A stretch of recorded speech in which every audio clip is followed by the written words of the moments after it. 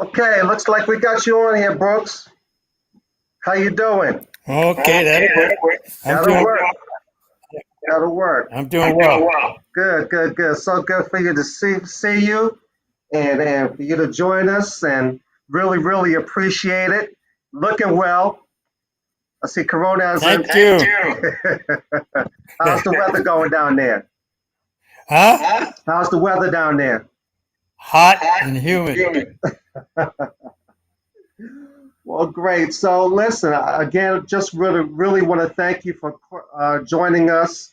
And you know, I've been teaching these kids, and this is this is probably the largest team the college has ever had. We have about 47 students, and they're from around 5 or 6 different time zones, and it's basically the new melting pot.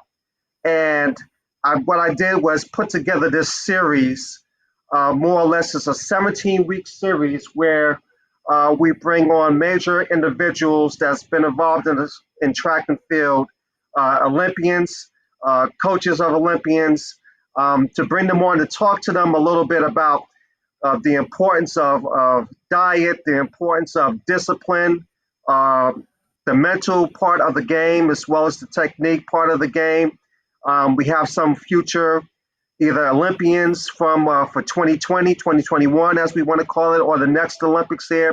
So I thought it was very important to bring on not one of the best in the business, but the best in the business. Bring you on and have you talk to them a little bit. Just want to ask you a couple of questions. I'm sure they have a couple of questions that they want to ask. But I just thought it would be great to actually have you on and be a part of this. So thank you very much for joining us. And, why don't we know a little bit about who Brooks Johnson is? I'm sorry? I said, thanks so much for joining us. And again, I wanted to say, why don't we know a little bit about who Brooks Johnson really is? Who's Brooks Johnson? Huh.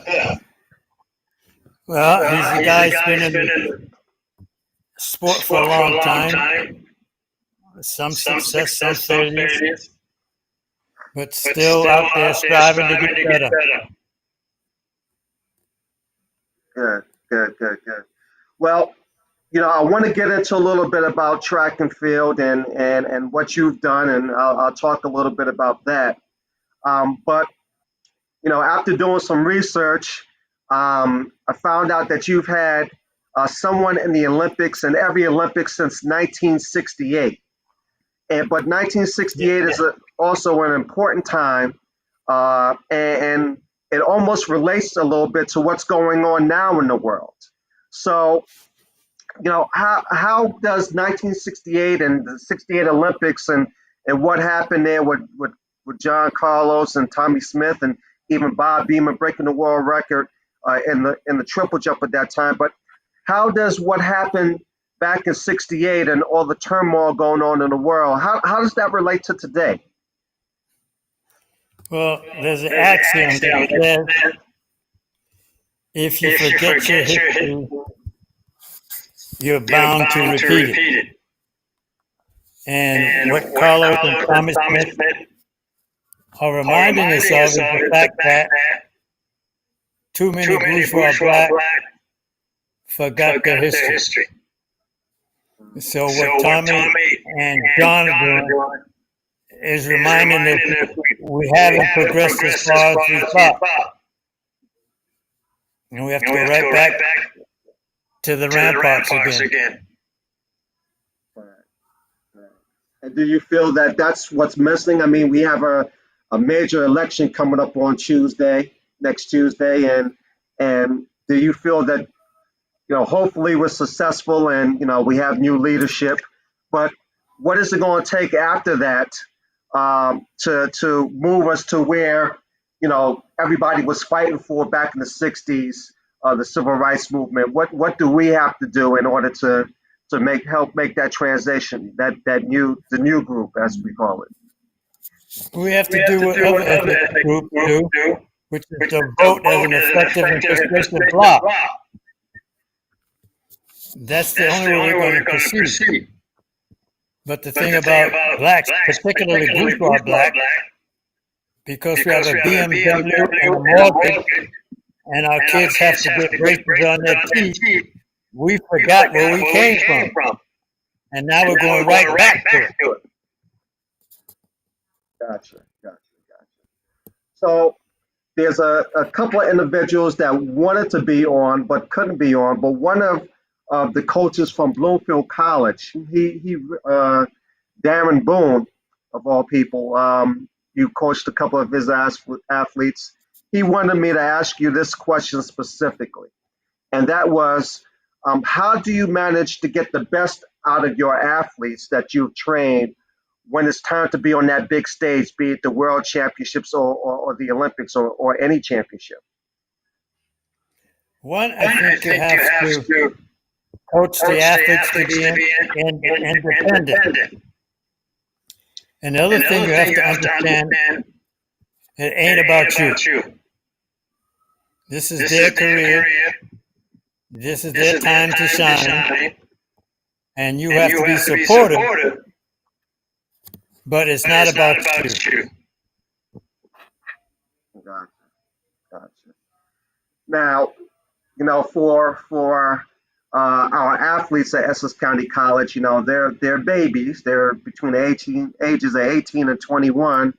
So they might know some of these, what we call old school, but really the foundation of track and field, some of these athletes. So you've coached some great ones, Evelyn, Ashford. A lot of folks know David Oliver, Jason Richardson, which, by the way, I'll say this. I was his first international coach in 2003. He came in third in the World Championships in the hurdles in Cheesborough, Canada, representing the United States. So that's my one little Jason Richardson story. Justin Gatlin, of course. You trained all these great athletes, and at any one point in time, I think that you've been able to have the conversation. How do you get all of them to train at the track all at one time? Well, they didn't have any choice. I showed up at 3 o'clock and expected them by 2:55. Gotcha. So I'll just say, you had a chance to qualify for the 1964 Olympics, from my understanding, but ended up in a car accident, right, on your way to Stanford University. Can you tell us? 1960. 1960. Okay. Which was probably my best year to make the team. Wow. In 64, the crowd were at Rutgers. And I entered the 100 and 200.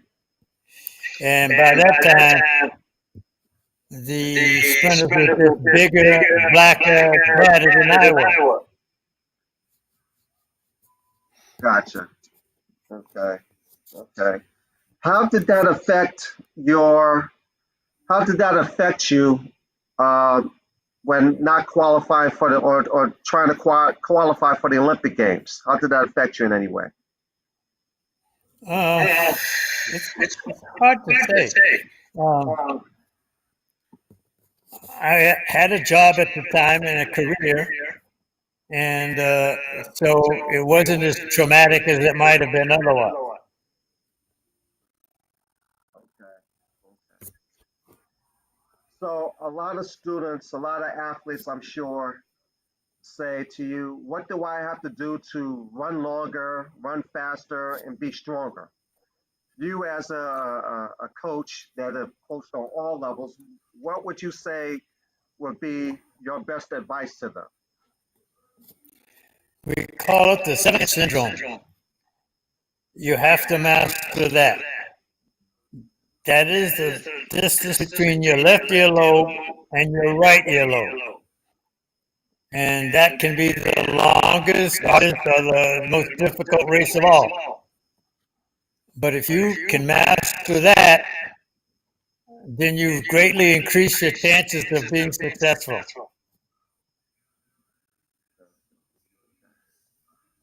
So, what are the risks that an athlete has to take to reach their greatest reward?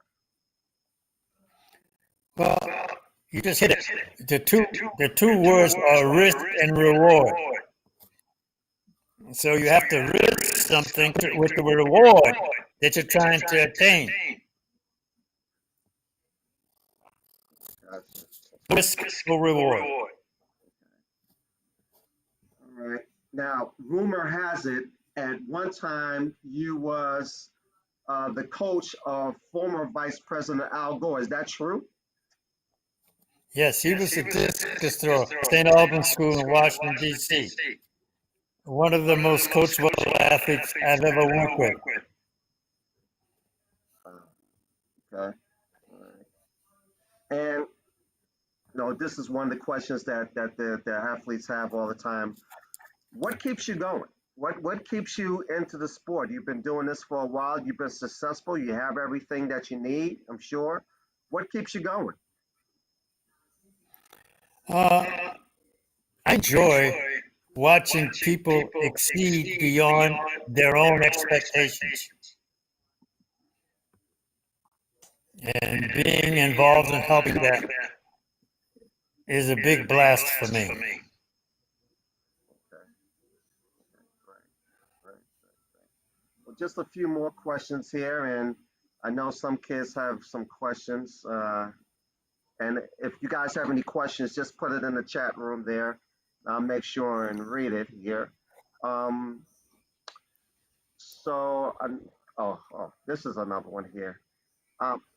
How should the Essex County track and field team prepare to run for the national championships while there's all these distractions like COVID and everything else going on? What would be your suggestion? Well, first of all, I think you have to develop good time management skills. And then after that, you'll find time to focus down and stay focused on the object at hand. But the secret is time management skills. At Ashford, we had a requirement that you had to stay current. And current meant with a lecture that was review, because you'd already done the previous reading. And so that it was review of the material, and it made it very easy or easier for you to do well in the course and not be as stressed as you would have been trying to catch up all the time.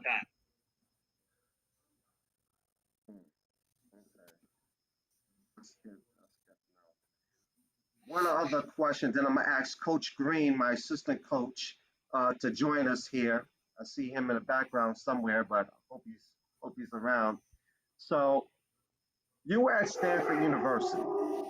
And yes. while at Stanford, our U.S. Senator, Cory Booker, who is up yes. for re-election on Tuesday, yes. Actually was playing football. What kind of a football player was he? I'm not going to comment. Okay, no problem. So I have Coach Green. He was a tight end, as I recall. Okay, we'll leave it at that one. So Coach Green, our assistant coach who coaches our middle distance as well as our jumpers and throwers is here. Coach Green, you have any questions for Coach Johnson?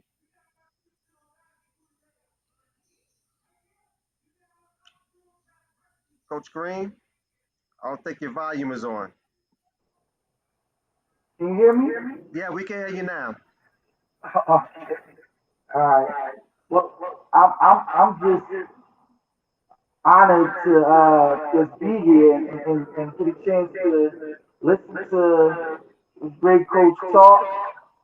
And honestly, I think you hit one of the questions that I really wanted to ask about, and that was just the motivation factor of during the pandemic.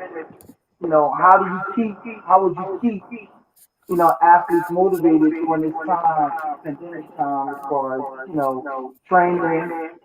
I love the fact, what you said about time management. I think that's very important.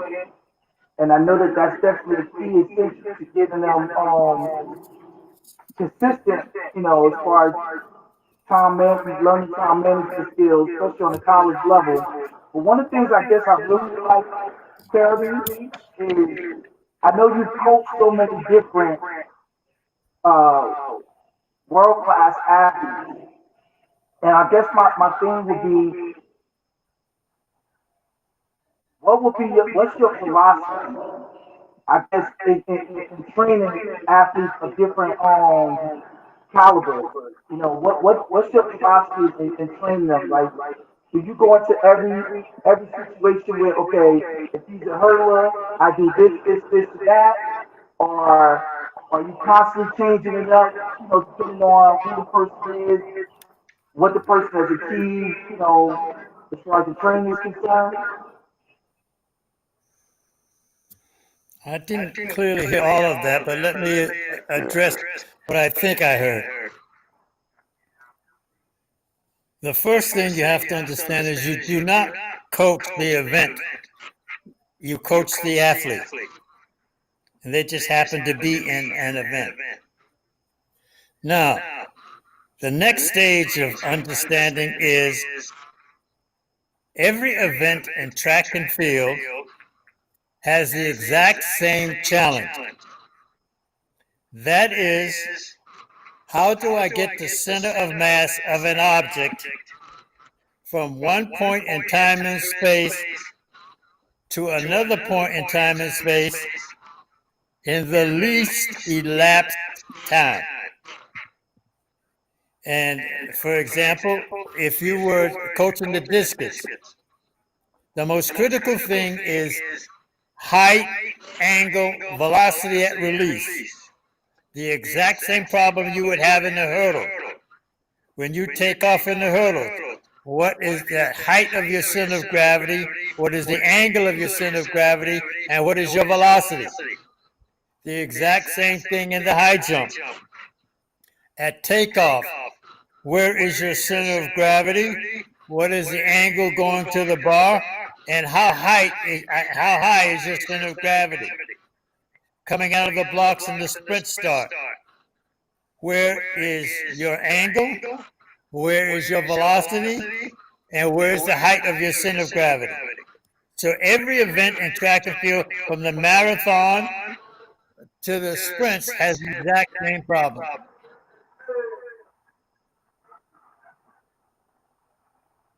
Okay. Great. Thank you. Okay, I know Trey has a question here, and I'm going to try to get Trey on. Trey, Hi. you're on. Again, pleasure meeting you, Mr. Brooks. I know you like to win, but my question is, how do you handle defeat?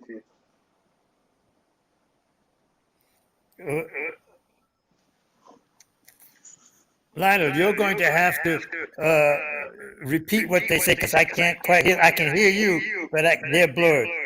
Okay. So what was Trey's question? Trey's question was that he knows that you like to win, and you do that well. How do you handle defeat? First of all, winning is not tantamount and primary with me. Success is critical and my number one concern. I've had athletes go through the Olympics, favored to win. Stuff happens, they didn't win. But, however, they may have been eminently successful. Now, what is the definition of success? That is doing the best you can under the given circumstances. You can control that. You cannot control who is going to win. Now, if you are successful enough and God appoints you to your day to win, you will win. But the whole idea of track and field is not about winning. It's getting athletes to succeed. to get the best out of themselves, no matter what the circumstances are. Right, right. Trey, does that answer your question? Yeah, that does. Thank you. Okay. Now I'm trying to get another one in here. Who did let me see here. Just having a little technical issue here. Who is that? Oh, we got him. For some reason, my screen just went a little haywire. Rush, Stuart, why don't you type your question in, and Coach Green, if you can just read it out there, if you're still there. Did I lose Coach Green? Oh, someone's here. Did we lose him here? What do we have here? Okay. Who's that here? Okay. Well, Coach, I think, Rush, Stuart, why don't you type in your question, and I'll read it over. Seem to have a little problem here. If not,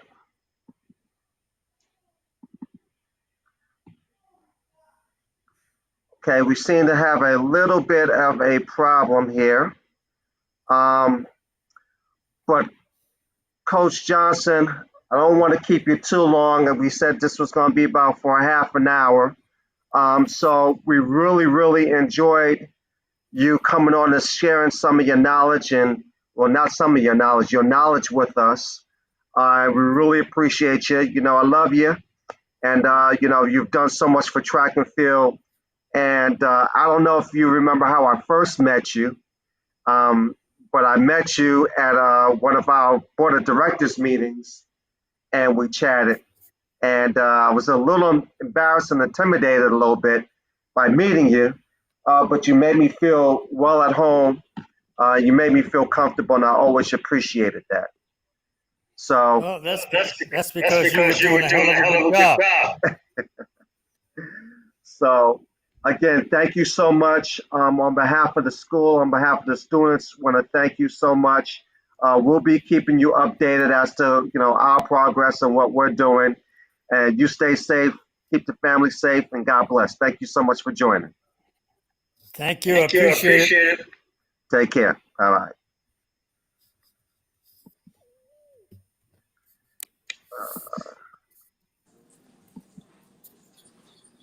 See here. How do we get off here?